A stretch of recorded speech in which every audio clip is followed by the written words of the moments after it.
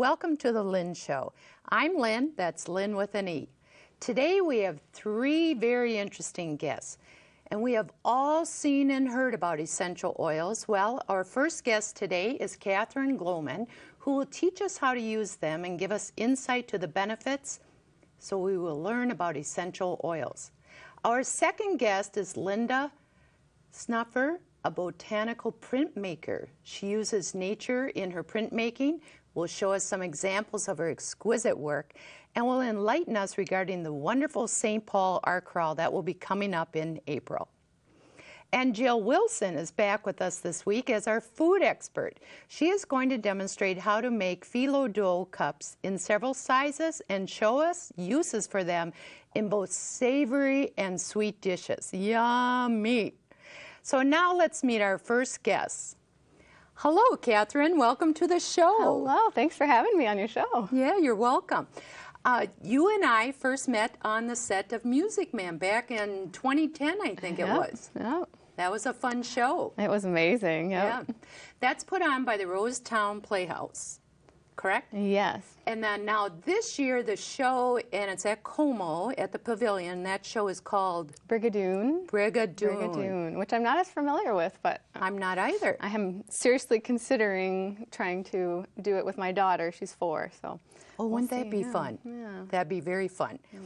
Well, today we're going to talk about essential oils, and we're going to talk about maybe their uses. And you've brought us some samples, so why don't you first tell us, what are essential oils? Are they plant-based? I don't know anything about them. Sure. Well, essential oils are a super-powered part of a plant. So it comes from anything like trees, flowers, herbs, and you extract that essential oil goodness from it. There's a couple of ways to do it. You can you distill it, you can cold press it, and it's the lifeblood of the plant that keeps the plant healthy. And therefore, we've learned since ancient times that it can keep us healthier as well. Okay. Yeah. And so this interested you, and why did you get interested in it? Well, I am a mom of 2 kiddos, and as you know, parenting is not the easiest thing. And I'm also a special education teacher, and so I took the year off when my son was born in June, and so I could be home with my 2 kids. And what I found was that between stress in my family that was going on, and my baby who wasn't sleeping well, and the stress of all of that, I wasn't taking care of myself at all. I was pouring it all in and being mom only. Right. And what I found was that I also needed an outlet to learn something. I'm kind of a lifelong learner, and I like to teach. And so this was another way that kind of drew me to essential oils for wellness, but also just for the learning process of it too. Okay. And so I heard about essential oils from a friend, and I'm very skeptical and very penny pinching by nature, so I don't basically get into any products, but it caught my attention enough that I wanted something different in my life. And so I heard about Young Living essential oils, and they really amazed me by their high quality, that they own everything from the seed all the way down to the seal of the bottle. So they own their own farms, and they're beyond organic. You can go and visit all of them. So I knew that if I wanted to make a healthy choice, I need to use something that's really high quality and safe. So good. And so now you brought us some samples, and you're going to tell us a little bit about the oils and maybe their uses. And you said 3 ways to use them. Yes. So there are 3 ways. The first way is that you can use them topically. Okay. This is probably the most common way to use them, but you can use carrier oil, which you can use coconut oil or sweet almond oil. There's a lot of them out there, and basically just put them in your hand and then take an oil, a drop of an oil, and put it on the bottom of your feet or behind your ears or on your spine, and your body absorbs it that way. So that's topically. And that's what a carrier oil is? Yes, a carrier oil is just a way, it helps your body to absorb it, and it helps spread it out more, and your skin accepts it more easily. Another way is diffusing. So this is my diffuser that I use every day, especially at night, and it diffuses the water droplets into the air. You just add water and then a couple drops of oil. Oh, So, wow. Okay. And, you know, and you're inhaling it that way. You can also just put it in your hand and smell it that way too, is another way to inhale it. Okay, Or to so smell those it. 3 ways would be, And there's, one more is ingestion. Oh. So there are special, these ones with white labels are all ones that you can ingest. I like to add them to foods and like salads and Oh, soups. really? And I add them to beverages like hot cocoa, add peppermint to it. And you can also add it to capsules and swallow them just like you would a your supplement. pill or your vitamin E, whatever you're taking. Okay. Yep. So now let's get a little bit deeper into the knowledge of it, the ways that they can impact your life. So you have the first, I don't know if we want to call it a category, but wellness. Yes. So wellness is one that, because I'm very skeptical going into it, wellness is one that I really have been blown away by how amazing it's made my health. I've been using essential oils for about 6 months, and I have rarely been sick. And so what I've used is, this is Thieves. I don't know if you want to smell it, but Thieves has clove and cinnamon and lemon and rosemary. It's kind of a spicy one, but that is amazing for just boosting your immune system, supporting. So what I do is I kind of combined Thieves, that one, and this is lemon. Okay. So like I said, you can just put them on the bottom of your feet. I also add them to the diffuser, and they really help to boost my immune system. This is a roller that I've made. Here, let me take those. I made for my daughter. So I just add extra carrier oil so that it's safe for children. And I see, and it's a roll-on. yes, and I just roll it on her feet and her spine. And that one has, let me see, that has Thieves, 5 drops of Thieves, 4 drops of lemons, frankincense, and RC. Okay, so now you have to tell us about those, because you said this was the Thieves, right? And then you had Thieves lemon, and now RC. Yes, RC is made up of a lot of different eucalyptus, and it just helps with airways. Oh, really? Yeah, it's when you kind of feel that crud in your chest, you know, you put it on your chest, or you can roll it on like I do it with the roller. You know, recently one of my grandchildren had croup. Is that what it is? What's the croup?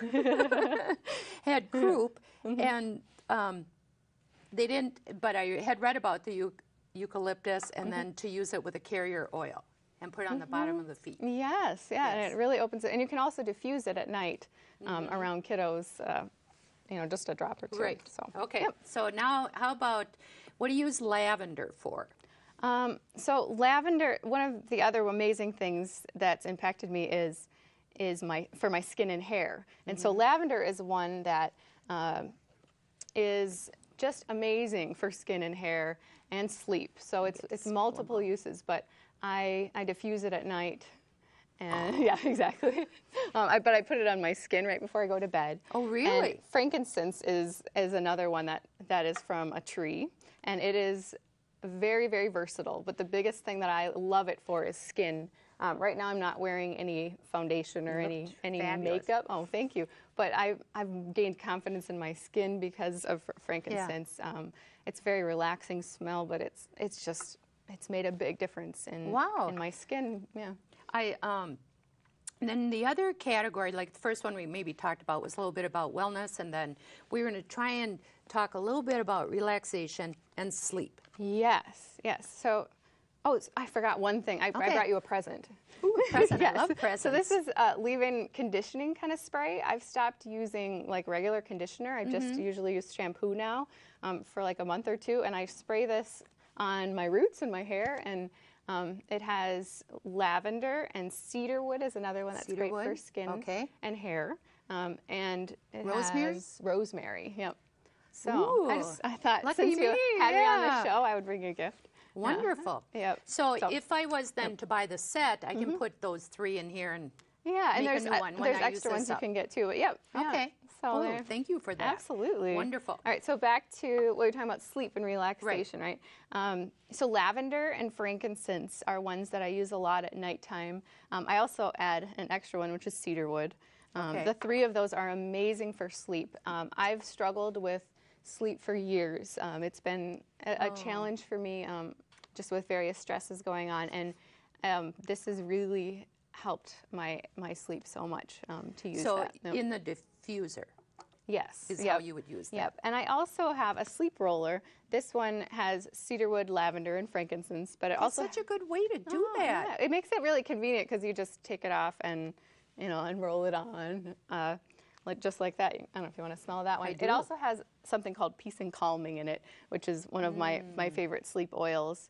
Wow. My son, who I said is kind of challenging with Right. in the area of sleep, who's And how 9 old months. is he? He's 9 months 9 now. months. Okay. But sleep, Peace and Calming, I just put on the bottom of his feet with like well diluted with the carrier oil. Right. And Peace one and back Calming is. Oh, that's what it's called. But he napped for about like over 2 hours the other day, and he is never like Did he you have to go usually in and check wakes on up him? at seriously I was like, are you okay? Yeah. Wake But up, putting breathe. that on the bottom of his feet. Oh my yeah. goodness, it smells wonderful. Yeah, yeah. Well, they all smell great. You had a couple of quick ways to use them. You were talking about the diffusing, and then also how would you use them in a bath? Oh yes. So that's another with the self-care thing that I've been learning is take baths more often. It really? makes a big difference with my muscles and just letting go. So lavender is one that I'll sometimes do before And you bed. just put a couple drops Yep. in there. And all I do is like a cup of Epsom salt. Like I just scoop it in, and then I drop a couple of either frankincense, lavender, cedarwood into the Epsom salts, and then I just dump it in as the water's going in. Super. And it also helps you kind of sweat out the toxins. Oh, I love it. Which I felt, and Yeah. I felt like since I've been using essential oils, I crave less junk food and all of that kind of stuff Yeah. too. So it helps. It's my overall wellness is better because of it. Okay. Yeah. I love it. So you are a distributor, and we'll put up your website so we can find more about it. Yes. Okay. Yep. And then are you going to stick around? Do you have time to stick around? We're going to learn about the phyllo dough. Oh, I'd love to learn that. That Let's sounds do great. it. Yeah. All right. Well, Catherine, thanks for coming in. Yeah, thanks for having me. I feel like I know more than of course, I did before. So I'm very interested in them, and we're all about wellness here. So thank you again for coming. Yes, And we'll be right back.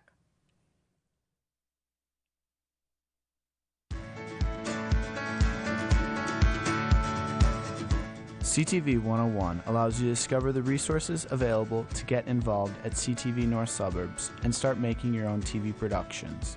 This class is just over an hour in length and is an introduction to all aspects of CTV, including the studio, editing suites, live truck shoots, and field equipment. Classes are free of charge, so sign up today at ctvnorthsuburbs.org.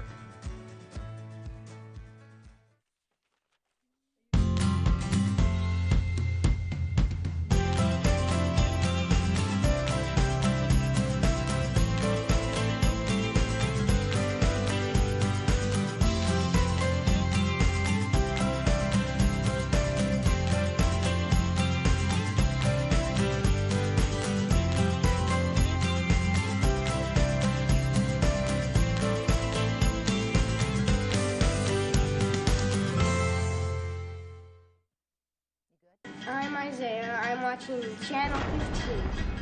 My name is David, and you're watching Channel 15. My name is Gunnar, and I'm watching Channel 15. Hi, I'm Kaden. I'm watching Channel 15. I'm Justin. You're watching Channel 15. Keep out.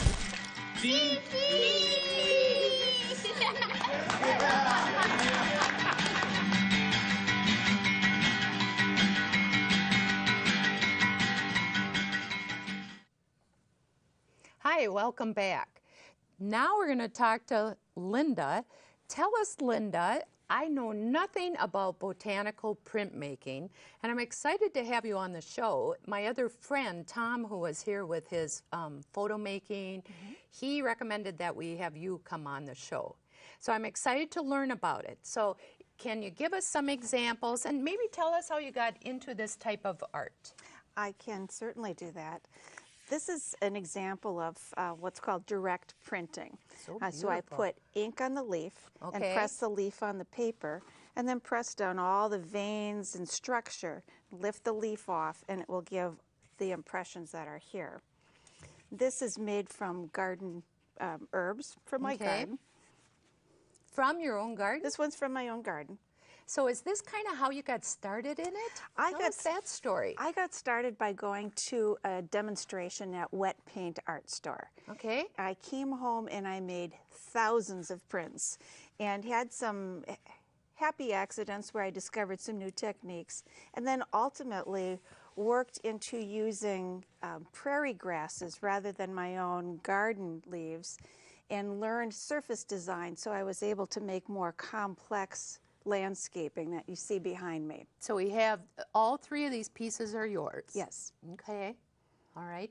So let's talk about, so this one first is just like a single layer. Yes. Okay. And these were ones, I really love it though. Those are from your garden. I mean, I think that's terrific, really terrific. And then as far as inspiring you, tell us about kind of that process, because I know, like you just said, it wasn't just one single layer. Then you started using nature other ways. When I moved beyond making wreaths or patterns with the leaves and discovered working with the grasses have so many different textures and sizes and widths. I started putting them together in combination and was able to start making landscapes. And I got a very different look, and it was much more exciting than making the images that I had made for a long time. Okay, so the time frame from, like you said, a long time, the time frame where you move from this into this fantastic other, I think that's just beautiful, and these are, you know, exquisite. I started making images like this in 2015. Okay. I was part of a 2-year mentor program with the Women's Art Resources of Minnesota. Really? And I learned a lot of painting techniques, and I learned some surface design techniques, and then was able to incorporate that with my own printing. So I have a printing technique that isn't seen in very many other places. And no matter what your color tones in your home, like this would go with any of them. Well, that's the hope. Yeah, that's They're the all point. for sale, by the way. And they're all for sale. And we were going to talk about that. So tell me where you actually sell your work. I have representation with the Dow Gallery, which is on University in Hampton in St. Paul. It's a lovely gallery. It I is mean, I nice. love it's so spacious and airy, lots of good light. Right, right. So you always have some works up there. I do. That we can go and see. And then I sell at various shows. I'm part of the Oh. St. Paul Art Crawl. I'm part of the Northeast Minneapolis Art-A-Whirl, which is at the end of May. And I pick up little shows wherever I Sure. can that fit Sure. with my genre. And we'll put up your website so people can see more Great. that way of you. And right now we talked about, so you are also part of, I think I remember, part of the administration, or what's your connection with the St. Paul Art Crawl? I am a volunteer with the St. Paul Art Crawl nice. group that puts together the crawl. So I'm part of their core group team. I'm part of registration, and I'll take a look at the information that people will submit to make sure that it's complete for the catalog. And then I also started a role, which is the artist support liaison, and I help guest artists find places that they can exhibit during the art crawl. Wow. That was kind of a lot. I couldn't even, I was trying to think, like, what were the 3 things that you said that, so you were part of a mentoring program. That's with the Women's Art Resources of Minnesota. Okay, and now the St. Paul Art Crawl. Tell me, you know, or the 3 roles that you kind of are working with that. I'm part of the planning committee and making decisions.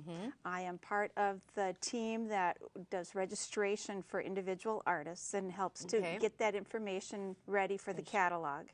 And then I help guest artists find places to exhibit their work, because so many of the people who are artists have studios or homes in the various districts. They just open their homes or studios. Right. But there are a lot of people who don't have studios, and they want a place to show their work. Well, and they don't know. Right. Because you're doing your work, but you know, the marketing of getting it out there is another step for it. Right. Okay. So how about the St. Paul Art Crawl? I mean, that's so fun. What a great event. It is a great event. Coming up next month. It's coming up April 28th, 29th, and 30th, the Okay. last weekend in April. Last weekend in April. That should be easy enough to remember. It is. There are 10 districts throughout St. Paul. Oh, really? And that means that within a very short distance from anybody in St. Paul, they can find wonderful art. We have 33 venues. We have more than 400 artists participating. This is crazy. I It mean, is. think where this came from. It is. I mean, I remember going years ago. It definitely was not 33 venues. I mean, you have to take a whole 2 or 3 days to see those. Right. It started out 25 years ago just in Lower Town as a way that the artists in their studios had a way that they could get people down to see their work and make some sales. And over the years, it's moved beyond Lower Town and, as I said, into 10 districts. And there are a lot more guest artist opportunities. And people who don't live in even the Twin Cities can participate now. I love it. I love it. If we wanted to get more information on the St. Paul Art Crawl, what is the website? stpaulartcrawl.org. But Saint is It's spelled out. Spelled out. SAINT. Okay. stpaulartcrawl.org. super. That is so good. So let's talk about where will your artwork be during the St. Paul Art Crawl? I will be at the Dow Gallery. At the Dow. Okay. And then is there transportation, you know, that goes on, easy transportation to get to different venues? There is. Metro Transit is one of our supporters, and they are wow. providing free transportation on buses and on the Green Line on Saturday and Sunday of the Art Crawl. Wouldn't that be a great event? It's I mean, wonderful. to take people, if you haven't been on, you know, if you haven't been on the bus, if you haven't been, you know, do the Green Line, it's like seems like a very fun day. It is a fun day, and if you take the Green Line, you can park in a free parking lot away from the busy areas, Right. hop on the Green Line, go to a variety of buildings, and then at the end of the day, you can bring your art stash back with you on the Green Line to your car. Right. Oh my goodness. I'm going to look into that and then come up with, you know, a little troop that'll come with me so that we can use the easy transportation and see it all. You'll have a fun day. We'll have a very fun day. You We'll come will. see you. Thank you. I'd like that. Yeah. Well, I appreciate it. Is there anything else you want to tell us about this type of artwork as far as maybe how many layers or how you set it up? Well, the images that you see directly behind me and in the middle are printed on tissue paper. It's the kind of tissue Oh. paper that you wrap presents in. Yes. And through a surface design technique, I'm able to get the background color on there. And once that's dried, then I will individually ink up the grasses that are on there and press them down and get the impression. The one behind you is printed on organza, which is like a curtain material. It's very, Okay. very sheer. I think would this be right? My mother's bridal gown was organza. It very well It could was have very, been. very sheer. Yes. That's what I It think. could of. have been. Well, I love them all. I want to take a look at them afterwards.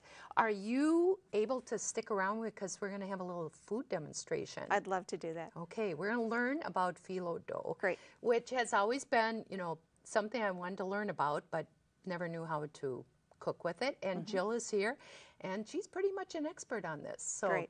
I'm so glad that you came. I'm glad that we met, got Thank you. connected, and look forward to the St. Paul Art Crawl. And we will see you at Dow Gallery on Terrific. University, right? Terrific. Yes. Super. Yay. All right. Thanks for coming in. Thanks so much. All right. Stick around. We're going to be right back. We're going to move over to the food table and learn about phyllo dough with Jill.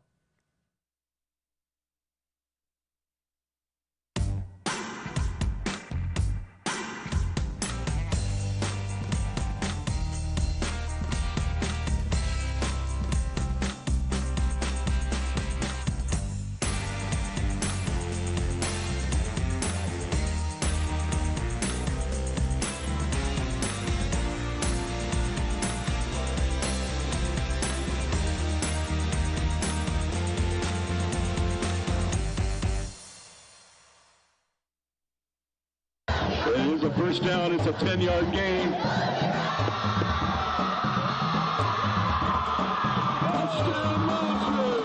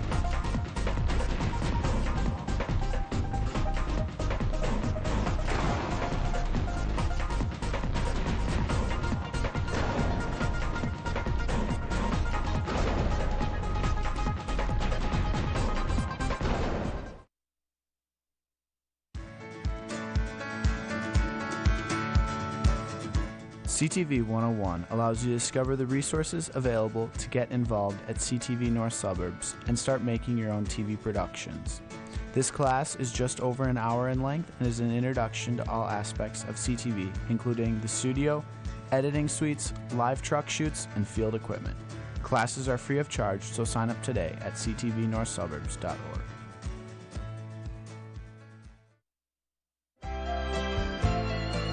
Here's a first down. It's a 10-yard gain.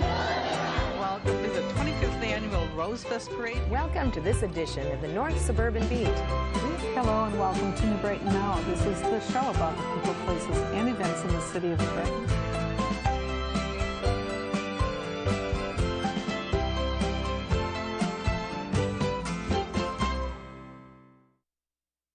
Which one? Right there. You. Testing. Lynn? Okay.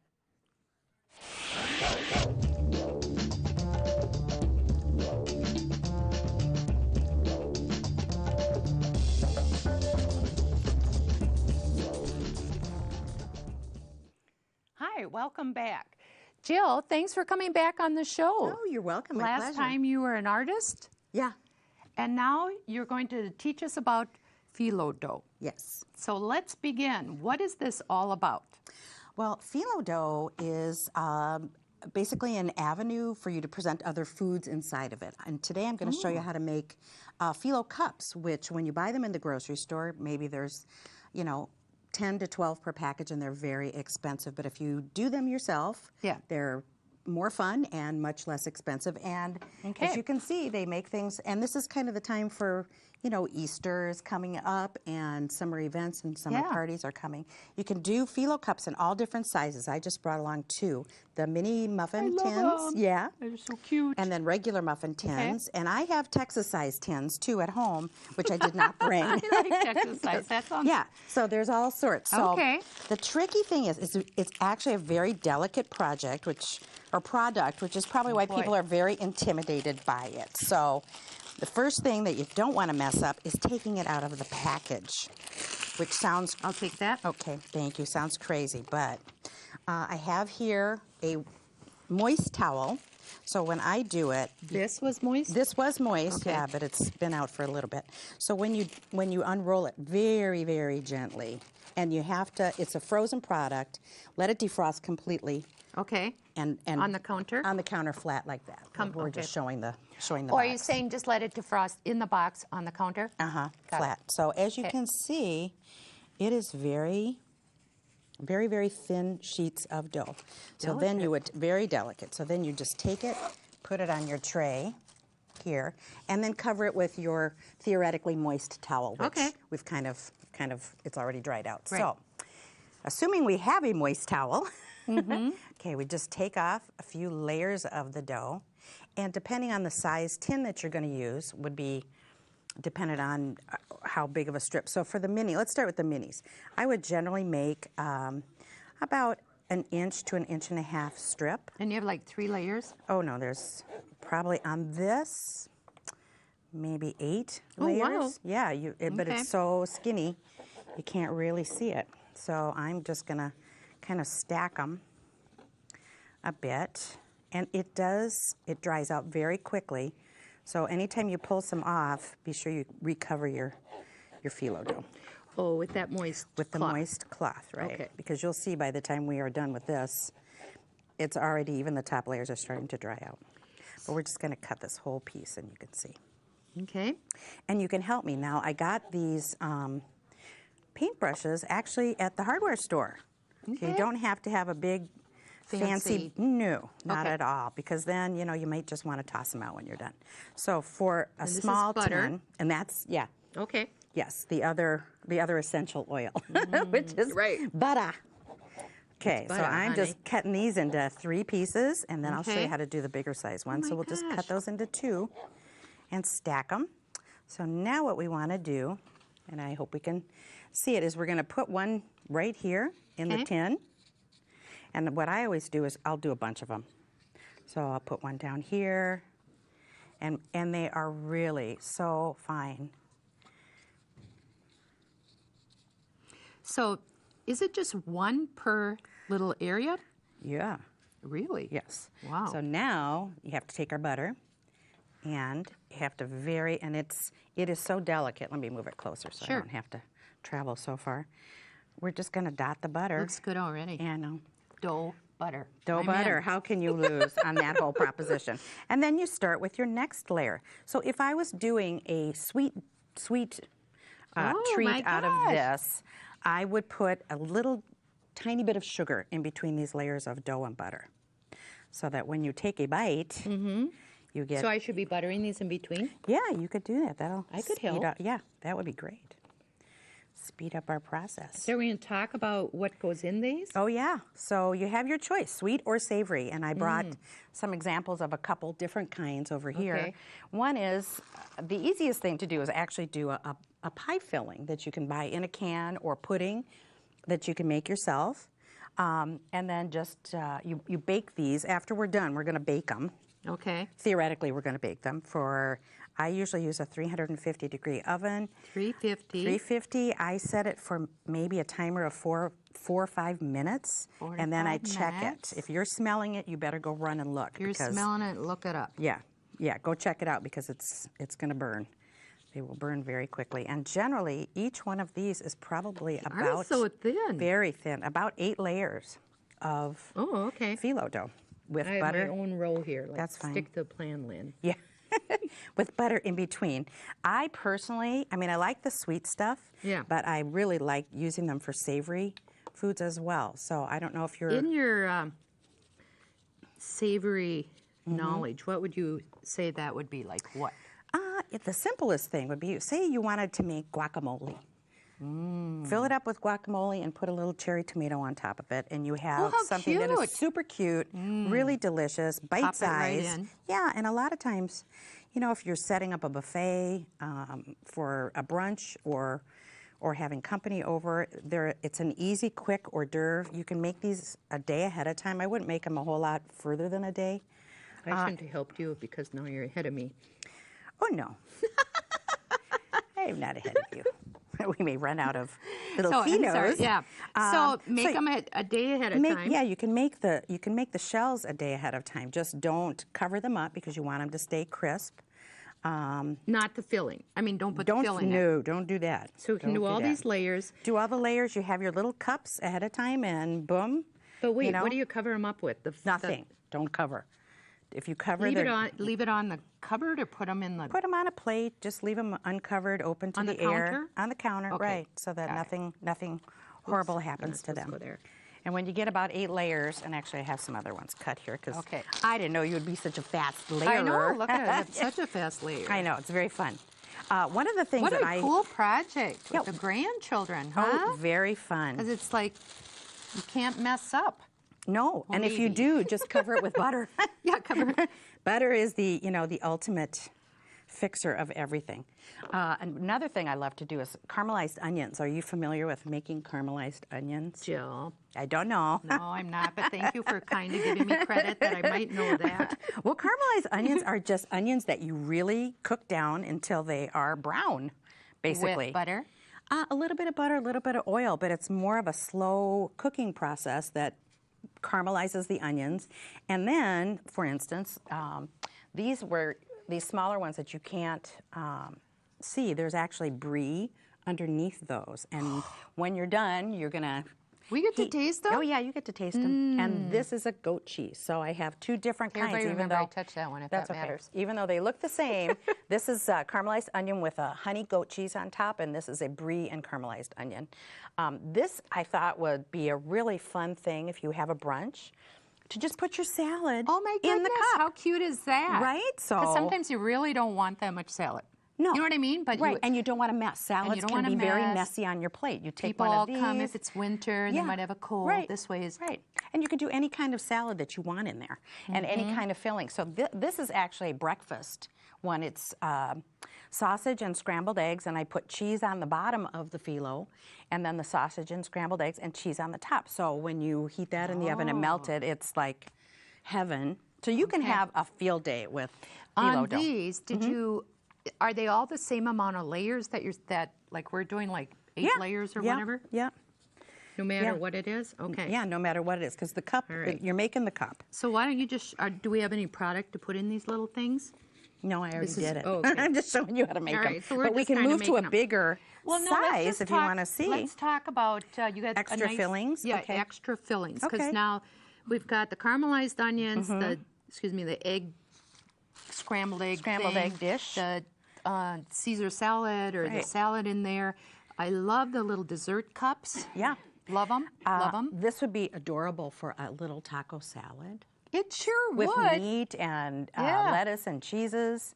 I think a cream spinach with a brie or a goat cheese, and I would probably have those be more bite-sized than huge, because So the cream spinach would be on the bottom, I would and make just a the little smaller one. top of the goat with- cheese on the top. Right. Okay. Right. And you could do for the bigger ones a chicken salad, a shrimp salad, guacamole, mini brie bites, which would be divine, and this little one with a spicy jelly on top of that. Is that what you use? That what do I have? Green jelly or Right, yeah, right. That those- jalapeno jelly. They're in the refrigerator. You'll have to do a little Yeah. viewing to see what I should use them for. Okay. Because evidently Sounds somebody good. left them. Well, and this is also, using phyllo dough is also the background for making baklava, which is, the best, the best. So here's how you buy it in the store. And do you need to look like for an expiration date or? I mean, you do, but Yeah, well, like we have this is till good October. and this would be fine. Right. And Oh, do you absolutely. freeze it? Yeah, you can get it, and Freeze it? it's frozen already. So keep it in the Okay. freezer and just yank it. And there's 2 packages. So generally speaking, this makes a lot of product, as you can see. This is one. This all other than you had this whole side Right, thing, but right. that all came from that box. Right. Okay. And if you wanted to do something fun with your grandkids, quite frankly, take a sheet and, instead of layering it too much, because you can also roll it up. So See if I can yank yeah. one of these open. You could do kind of a... It's very touchy, but if you butter it, it's happy. Okay. I think I would just butter the whole thing. Yeah. Put cinnamon sugar on it, wrap it up like a ginormous taco, and bake it. So you would have like a little cinnamon sugar cigar, And then- basically. And you could put nuts on it. the and baking whatever was you on want. here, or else you said 350. 350, and just keep your eyes on it, because it Keep your eyes does. on it. It's dough. It's fast. And it's fast. It's thin. Right. I so a love little it. cinnamon sugar, and you could have a lot of fun A lot of with fun. the grandkids. Right. Well, I love it, Jill. Thank you for giving this actual demonstration Yes. because that looks like very easy, but when it comes down to it, I didn't know what to do with it. Well, right. I mean, it's intimidating. It's intimidating even for people that use it, because it's so thin, and it will dry out in no time. But do the trick of keeping a moist cloth on moist top of cloth. it, right? And give it plenty of space to be open on your pan.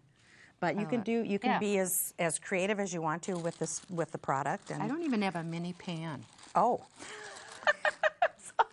Well, I just bought get that a at mini Cub pan. Foods, my local Cub Foods. I'm going to get a mini pan. Yeah. What was with one of the lists was guacamole. Did you say just put it in a small cup? Put it in the small. Well, you can put it in the big cup if you want, but I that think was just really a way of right. But the small cup would be best. And just think how lovely this would be if you're at having a party at your house. You know, passing around hors d'oeuvres, and then I could say I made it. Of course. I made it. I like it. All right. Well, we're going to bring the other guests up so they can see what it actually looks like, and maybe have them try. And put a couple of layers in here, so I'm not the only one in the know. Here they come. Come on in. Hi, girls. You guys want to feel it? I mean, it's just so It feels thin. very nice. Yeah. Have you used it? Yeah. So what do you use it for when you? We make Here, come on over here. Move over there. Oh, yum. Here. Spanakopita is a Greek dish with spinach, like a spinach pie. We eat that a lot at home. You do? Oh my gosh, you girls are so worldly. You're the only one, Lynn. All right.